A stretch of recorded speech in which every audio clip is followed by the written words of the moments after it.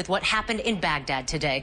President Bush showed up for an unannounced farewell visit, but much like the war in Iraq itself, things didn't go exactly the way they were planned. CNN's Michael Ware is in Baghdad. I talked to him just a few minutes ago. So, Michael, you may not like President Bush's politics, but one thing you can't say for sure is that the man has great reflexes. So tell us what happened. Yeah, absolutely. Absolutely. Talk about reinventing duck and cover. OK, what happened here today is during the President's surprise visit, he has a press conference this evening, local time, with the Iraqi Prime Minister Nouri al-Maliki. Now, then the most extraordinary scenes took place. While President Bush was talking, an Iraqi journalist for a television network here stood up and threw his shoes, first one, then the other, at President Bush, narrowly missing his head, and there we see the reflexes of the president.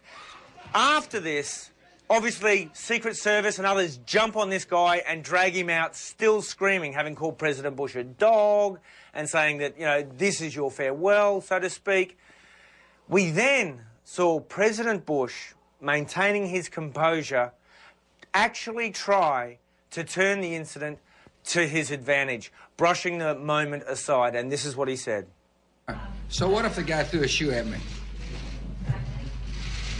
But you are also here to talk about progress and to mark progress to agreement like this and the kinds of security gains that you talked about. Right. Do you consider this a victory lap?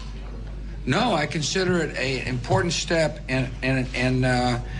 on the road toward an Iraq that can sustain itself, govern itself, and defend itself. But let me talk about the guy throwing the shoe.